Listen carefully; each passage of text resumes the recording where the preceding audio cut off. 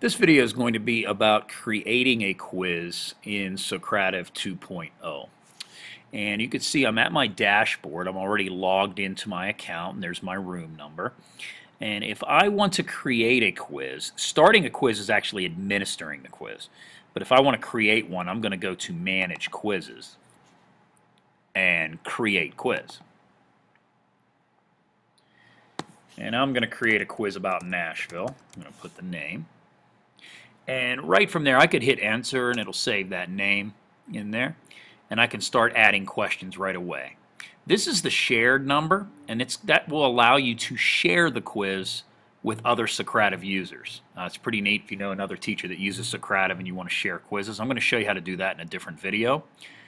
I'm trying to keep my videos shorter here. So let's add a multiple choice question.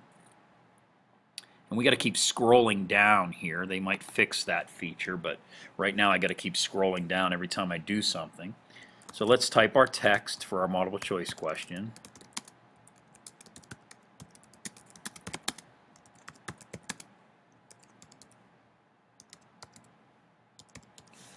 Okay. So, and then I just click down. I could click enter or just click the mouse down into this area or my finger on the iPad. Start putting my answer choices in.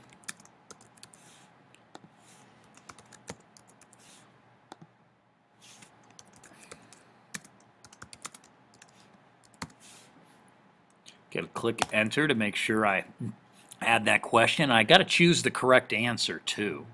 Okay. And the Grand Ole Opry was filmed at the Ryman Auditorium.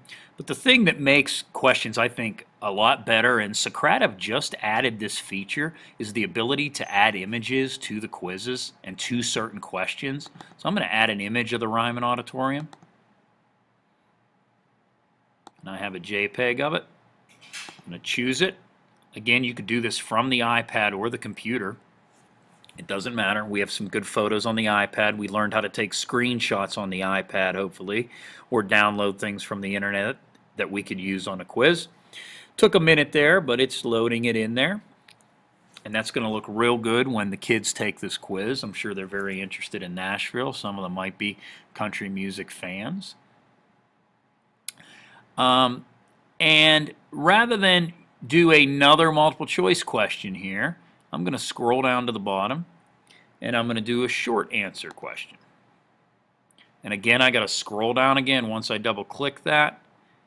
And I'm not sure why this added an extra multiple choice question here, but it's there, so I'm just going to hit the X to delete that. I must have double clicked twice. Okay. So here I am with my one multiple choice question with the image in there, and I'm going to add a short answer question. Who was known as the Man in Black. And I got to add my answer. And you can have correct answers as optional, but the thing with short answers, and again I got to scroll down, is that they have to be spelled exactly the same for the kids to get credit automatically when it's automatically grading. So, you know, I kind of tend to stay away from short answer questions.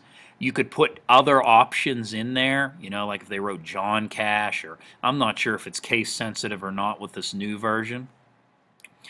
You can use these arrows to move the question up or down if you wanted this question first, okay, or last, or you want to change the order. I'm going to scroll down and add a true-false question. Got to scroll down again once I click that. Kind of a pain. And I'm going to make the statement, Johnny Cash is still alive. And we know that is false. So I have to choose that correct answer again. Okay. I could add an image there, but for time's sake, for this video, I'm going to stop there. And I'm done with this quiz, so I'm going to click Save and Exit. And it's gone. Well, it's not. It's in my Manage Quizzes section. And I click Manage Quizzes, and I go to My Quizzes now. And it's not in Recent. Okay, these are all some other quizzes that people have sent me. That's why it says Copy Of. They use that Socrative share number. I'm going to click All, and it is there. My Nashville quiz is there. And if I wanted to go back and add questions to it, I click Nashville. Make sure that's in green. Scroll down, and I could click Edit. to edit that quiz and add more questions. I could delete that quiz from there, and I can duplicate that quiz also. Add the same quiz. Maybe I want to just tweak it a little bit, but still have a different copy of it. Okay, so that's creating a quiz. I'm going to go back to my dashboard. And in the next video, we're going to show you how to start a quiz and administer it to the students. I'm trying to keep my videos shorter.